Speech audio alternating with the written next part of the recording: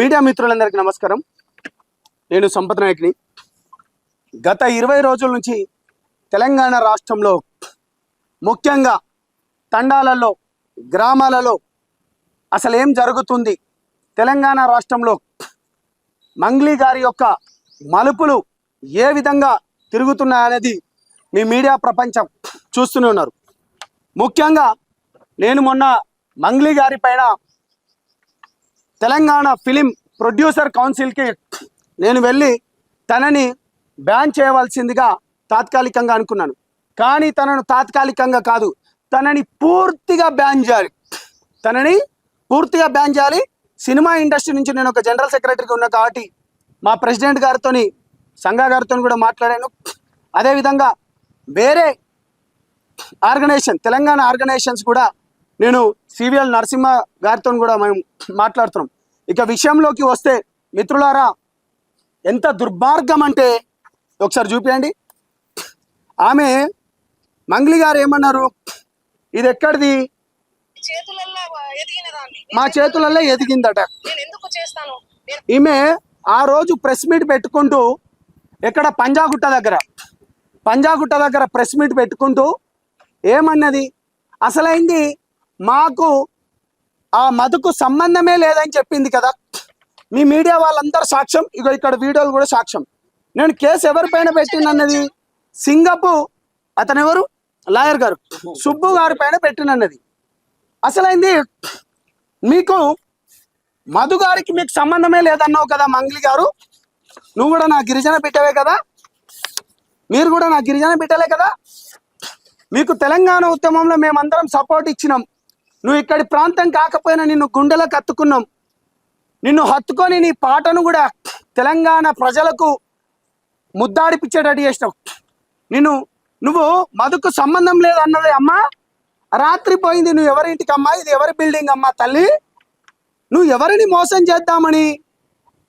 నాకు ఎందుకు కోపం వస్తుందంటే, నాకు కూడా కాల్ చేసి అన్నా నాకు అసలైంది సంబంధమే లేదు, అసలైంది దీంట్లో నువ్వు కూడా నా గురించి ఒక ప్రెస్ మీట్ పెట్టండి అన్న, నాకు అనుకూలంగా అంటావా? నీతి నిజాయితీ ధర్మం గురించి కొట్లాడుకుంటూ 15 ఏళ్ళకెళ్ళి నేను ప్రజల సమస్యలపైన కొట్లాడుతుంటే, నేను ఆ రోజు విజయవాడలో ఉంటే నన్ను కూడా బ్లఫ్ చేయడానికని మీరు చూస్తారా? ఇది ఎవరు? ఇవాళ మీ మీడియా వాళ్ళు అడగాలి. మంగ్లీ ఇది ఎవరు? ఈ ఫోటోలో ఉన్నది ఎవరు? నీ పక్కన ఉన్న మీ చెల్లె ఎవరు? ఇక్కడ ఉన్న మధు ఎవరు? మధుకు నీకు సంబంధమే లేదన్నావు కదా. నాశనం అవుతారు ఇవాళ. పేద బిడ్డల ఉసురు తగిలిపోతుంది మీకు. నాశనం, తెలంగాణ భాషలో సర్వనాశనం అయిపోతారు ఇవాళ. మీరు ఇంతకు ముందు మాట్లాడి చూసిండు కదా, ఈ ఆకలి చావులు కావు. ఈ పేద బిడ్డలు, ఈ చనిపోయిన వారు ఇప్పటి వరకు 3-4 చనిపోయినరట. ఇగో ఈ అబ్బాయిది దేవరకొండ దగ్గరే. ఇక్కడ ఈ మిత్రుడు కూడా తమ్ముడు ఉన్నాడు చూడండి, దేవరకొండనే. నాశనం అవుతారు ఇవాళ. ఏం లంబాడి బిడ్డల డబ్బులు నీకు ఉట్టిగా వచ్చినాయా? పేరు వాడుకునేటప్పుడు లంబాడి డ్రెస్ వేసుకుంటావు, నువ్వు ఎదగడానికి లంబాడి మాటలు మాట్లాడతావు, నువ్వు డబ్బులు కూడా కమాయించుకోవడానికి కూడా లంబాడి వాళ్ళ దగ్గరికి వెళ్ళి అంటావు, నువ్వు ఇవాళ తప్పించుకోవడానికి కూడా లంబాడి బంజారాని విక్టింగ్ కార్డు వాడుకుంటూ ఏడుస్తావా? సిగ్గుబాడు మంగ్లీ, సిగ్గుబాడు. ఈ చావులకు న్యాయం ఎక్కడ దొరుకుతుందండి? ఈ చావులకు న్యాయం ఎక్కడ దొరుకుతుంది? ఇప్పటిదాకా మీరు విన్నారు కదా. ఇప్పటిదాకా ఆ తండాలకు మనం వెళ్దాం. ఇవాళ ఒక 2 days తర్వాత ఆ తండాలకు మనం వెళ్తాం. ఏంటి, అమాయకమైన బంజారా బిడ్డల దగ్గర నుంచి, దళిత బిడ్డల దగ్గర నుంచి, బహుజన బిడ్డల దగ్గర నుంచి కోట్లకు రూపాయలు వసూలు చేసుకున్నది కాదా? ఇవాళ ఇందులో భీమానాయక్ అనేట ఆయన కూడా జైల్లో ఉన్నాడు. మధు కూడా జైల్లోనే, ఇప్పుడు మధు కూడా కస్టడీలో ఉన్నాడు. ఆ బాలాజీ అనేట ఆయన కస్టడీలో ఉన్నాడు. గత 2 నెలల క్రితం అరెస్ట్ అయిందని మీకు తెలియదా? నువ్వు ఏ విధంగా ఇప్పుడు నీకు ఇంత పేరు ప్రఖ్యాతలు తీసుకొచ్చింది, నీకు మధు గురించి ఇంత తెలుసు.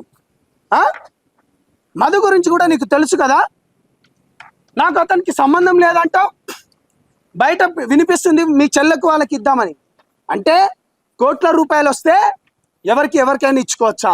అంటే పేరు సంపాదించుకున్న తర్వాత మేము అంటే మేము కుక్కను కూడా గాడిదంటే గాడిద అంటారు, వీళ్ళు మాకు సపోర్ట్ చేస్తారు అని అనుకుంటుండ్రా? మేమంతా వెధవల్లకి కనిపిస్తున్నామా? ఏం నేను ఇంకా చిట్టా ఇప్పుతా. 3 నెలల క్రితం కర్ణాటకల కూర్గుల 10 ఎకరాలు కొనడానికి పోయింది ఎవరు? బాజాప్తగా చెప్తున్నా, కర్ణాటకల కూర్గుల 10 ఎకరాల కాఫీ తోటను కొనడానికి పోయింది ఎవరు? బయట పెడతాం. ఏం తమాషాలు అవుతున్నాయా? తెలంగాణ ఉద్యమంలో 100 కేసులు వేసుకొని జైళ్ళ పాలై జీవితాన్ని మొత్తం గడిపిన వాళ్ళం మేము. మమ్మల్ని కూడా ఇవాళ ఇంత బ్లఫ్ గురి చేస్తావా? విక్టిమ్ కార్డు వాడతావా? కొంతమందితోని ప్రెస్ మీట్లకు పెట్టిస్తావా? ఎంత ధైర్యం నీకు? నేను మీ మీడియా ద్వారా నేను ఇంకొక పచ్చి నిజాలు చెప్పబోతున్నాను. కొంచెం పేరు చూడుతూనే రాజకీయ నాయకుల పలుకుబడితోను, లేకపోతే డిపార్ట్మెంట్లో కూడా పోలీస్ డిపార్ట్మెంట్లతోనూ, లేకపోతే అది ఏ డిపార్ట్మెంట్ అయినా, ఇక దాంట్లో కూడా నా అన్నలు ఉన్నారు కాబట్టి నేను చెప్పలేకపోతున్నాను. మీకు చేతులైతే దండం పెడుతున్నాను. రాజకీయ నాయకులకు మనకు ఓట్లేసి ఎందుకు మనని ముఖ్యమంత్రులను, మంత్రులను, ఎమ్మెల్యేలను చేస్తుందంటే ప్రజల తరపు నుంచి మనం మాట్లాడడానికి. తెలంగాణ ఉద్యమంలో ఇంత కూడా కష్టపడి ఏ బీఆర్ఎస్కో లేకపోతే బీజేపీకో లేకపోతే కాంగ్రెస్కో ఎందుకు పోవాలంటే నీతి నిజాయితీ ధర్మం ఉంది కాబట్టి ఆ పవన్ కళ్యాణ్ గారి దగ్గర పోయినా. మీకు చేతులెత్తి దండం పెడుతున్న రాజకీయ నాయకులారా, వాళ్ళకు పేరు వచ్చుడుతోనే మీరు వాళ్ళ వంత పాడకండి, సిగ్గుపడండి. మీరు కొంతమంది సెంట్రల్ మిగతా వాళ్ళ పేర్లు కూడా చెప్తున్నారట, సిగ్గుపడండి. మీరు జనాలు చనిపోతున్నారు, ఈ బిడ్డలే మీకు ఓట్లేసింది. मार भाई भैया यारी बाप है ना सेना हाथ धोकर जोर रो छू आज अपने बेटी बेटा मर जा रहे आज अपने लंबड़ वाड़ी यार इज्जत गाड़े नहीं चाह काय कर रहे तुम पूछो అధిక శాతం వడ్డీతోనే అని చెప్పి పేద గిరిజన బిడ్డలను మాయ మాటలు చెప్పి 20% 10% అని చెప్పి ఈ విధంగా మోసం చేసుకుంటా పోతూ ఉంటే దీన్ని ఎవడు అడగాలి? కొంతమంది సన్నాసులు, కొంతమంది చిల్లరగాళ్ళు సపోర్ట్గా మాట్లాడతారా? జాతి పేరు లేకపోతే జాతికున్న బిడ్డను కాపాడుకోవాలా? బాజాప్తగా కాపాడుకున్నాం. గతంలో కూడా తన పైన తన మాటలతోని కానీ లేకపోతే దాడి చేస్తూ ఉంటే మేము సపోర్ట్ ఇచ్చినాం, మంచి వాటికి సపోర్ట్ ఇస్తాం. ఇవాళ నిన్ను ఈషా ఫౌండేషన్లో ఎందుకు పిలుస్తలేరు?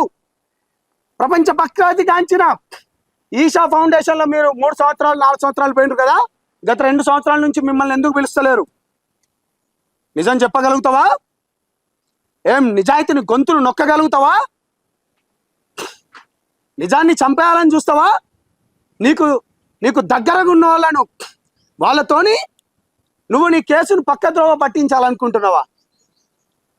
బాజాప్తగా చెప్తున్నాం, మిమ్మల్ని ఒకటే చెప్తున్నాం, నువ్వు చాలా అబద్ధాలు ఆడినావు, వానికి మాకు సంబంధమే లేదన్నావు, మాలాంటి నిజాయితీ పరులతోనే అబద్ధాలు మాట్లాడించాలని చూసినావు. కాబట్టి ఇది తప్పు మంగళి, నిన్ను శాశ్వతంగా బహిష్కరించాలి. నిన్ను బైకాట్ చేసే ఒక ఉద్యమం తీసుకొస్తా. నేను బాజాప్తా చెప్తా, బైకాట్ మంగళి. నువ్వు ఏ సినిమాలల్లా నువ్వు ఏ పాటలు పాడినా కానీ నిన్ను శాశ్వతంగా పూర్తిగా నిన్ను బైకాట్ చేయాలి. ఎందుకంటే ఈ పేద బిడ్డలే కదా నేను సినిమాలు చూసేది.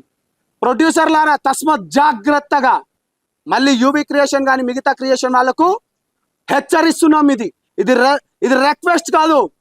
గతంలో కూడా ఈ విధంగా కొంతమందికి చేస్తూ మేము గిట్నే చేసినాం. This is not request, this is purely order and demand. నేను ఇది పూర్తిగా చెప్తున్నాను. పేద బిడ్డల డబ్బులు మీ సినిమాలు చూస్తేనే పేద బిడ్డల సినిమాలు చూస్తేనే మీకు డబ్బులు వస్తాయి. ఇటువంటి కల్పరిట్లను మీరు పెట్టుకోవద్దు, సహించం. ఇది ఏం హేమ గారు బెంగళూరులో రేవ్ పార్టీలో దొరికితే తనకు ఛాయిస్ ఇవ్వలే కదా, క్యారెక్టర్లు ఇవ్వలే కదా, తనని సినిమాలకైతే తీసుకోలే కదా.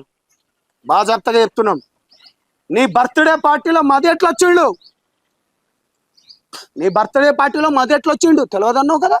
బుద్ధి ఉండాలి కదా, ఇంగిత జ్ఞానం ఉండాలి కదా, సొయ్యి ఉండాలి కదా, సిగ్గుపడాలి కదా. జాతి పేరు చెప్పుకొని అంటే వాడుకుంటావా దీనిలోకి వెళ్ళి బయటపడడానికి? కొంచెం పేరు చూడుతోనే వీళ్ళందరూ నాకు ఎంబటుంటారు అంటావా? మా లాంటి కొత్త తరం, ఇగో ఇక్కడ ఉన్నది కొత్త తరం, కొత్త తరం, కొత్త తరం. ఇది ఎవరికి తలొగ్గే తరం కాదు, తలను తొక్కుకుంటూ తరం ఇది. నవయువకులను తయారు చేస్తున్నాం మేము. కాబట్టి బాజాప్తా చెప్తున్నాం, 2 రోజులలో దీనిపైన ఇప్పుడు మీరందరూ ఇంతకు ముందు కూడా ఆ బాధితుడు ఎవరైతే ఉన్నాడో తను మాట్లాడింది కూడా మీరు విన్నారు, రికార్డు కూడా చేసిండ్రు.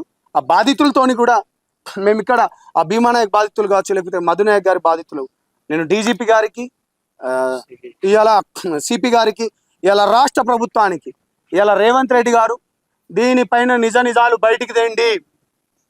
మీకు ఓట్లేసింది గిరిజన బిడ్డలు, ఇవాళ గిరిజన బిడ్డలు చనిపోతున్నారు. దీనిపైన పూర్తి బాధ్యత వహించి మీ రాష్ట్ర ప్రభుత్వం, మీ పోలీసు యంత్రాంగాన్ని దించండి. ఎక్కడెక్కడ డబ్బులు వచ్చినా దాన్ని రికవరీ చేయించండి. పేద బిడ్డల పక్షాన ఉండాలంటూ తెలియజేస్తూ, ఖబర్దార్, ఇప్పటికైనా పిచ్చి మానుకోండి. చెప్పండి. విచారణ జరగక ముందుకే మంగ్లీని ఎందుకు మీరు దోషిగా చూపెడుతున్నారు? అసలు నేను మీకు ఇప్పుడు కూడా నేను మళ్ళీ చెప్తున్నాను, గతంలో ఎఫ్ఐఆర్ అయింది తన పైన, విచారణ అయింది. ఆల్రెడీ పోలీసుల పంజాగుట్టలో ఆల్రెడీ తన పైన కేసు కూడా నమోదైంది, A5గా కూడా ఉంది. గతంలో కూడా ఇట్లే హేమ గారి పైన కూడా ఈ విధంగానైతే తనని పూర్తిగా అంటే సినిమాలకు వెళ్ళి పక్కన కేవలం బెదిరింపుల కేసే కదా. ఏది ఆ బెదిరింపులు ఎక్కడికి వెళ్ళి స్టార్ట్ అయింది? ఇప్పుడు ఆ డైరెక్టర్ సింగర్ పేరు తమ్ముడు సురేష్ బొబ్బిలి ఉన్నాడు, ఎవరి గురించి మాట్లాడుతున్నారు? ఏ లాయర్తో మాట్లాడుతున్నారు? దాంట్లో ఉన్న వాళ్ళు ఎవరు? అసలు బెదిరింపులు ఎందుకు వచ్చింది? నీకు నాకు సంబంధం లేకపోతే నీకు బెదిరింపులు ఎట్లా వస్తుంది తమ్ముడు? నీకు నాకు సంబంధమే లేదు, నీకు నాకు అసలు కేల్కతం, నువ్వెవరో కూడా నాకు తెలియదు. బెదిరింపులు ఎట్లా వస్తాయి నీకు? ఏ విధంగా వస్తాయి? ఆ బెదిరింపులకు వెనక ఉన్నది ఏంటిది అసలు అయింది? ఆ బెదిరింపులకు ఏ కారణం చేత బెదిరించాను? అందుకే కదా అయింది ఆడ. చాలా క్లియర్గా చెప్తున్నాను. అంటే 2-3 పాయింట్లలో నేనేమంటున్నానంటే, కేసు ఒకటైంది, A5గా అయింది. నువ్వు నిజంగా శుద్ధపూస లేకపోతే కడిగిన ముత్యం, నువ్వు 24 క్యారెట్ మేలిమి బంగారం, లేకపోతే నువ్వు వజ్రం అని అనుకోవాలంటే యూ హ్యావ్ టు ప్రూవ్. నువ్వు ఆల్రెడీ ఇక్కడనే దొరికిపోయినావు కదా, మా దగ్గర నాకు సంబంధమే లేదా. నువ్వు ఈ రాత్రులు ఇంటికి పోవడాలి.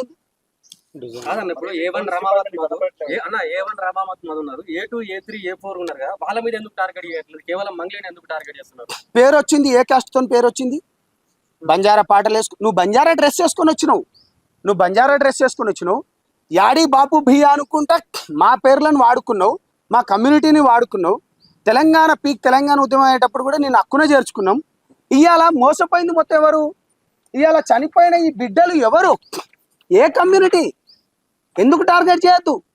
ఈ బిడ్డలే కదా నీ పాటలను చూస్తే, ఈ బిడ్డలే కదా నీ పాటలను లైక్ చేస్తే, ఈ బిడ్డలే కదా నీకు ఏది మన షేర్లు కొడితే, మా బాయ్, మా బంజారా బిడ్డ, మా వేషం, మా వేషధారణ అనుకున్న. అందుకనే కదా మిమ్మల్ని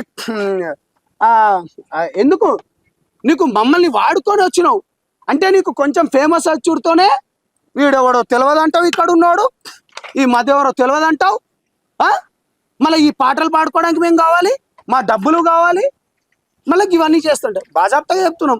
దోషులు బయటికి రావాలి, డబ్బులు అందరూ బయటకు రావాలి. నువ్వు ఎవరివైనా కావు.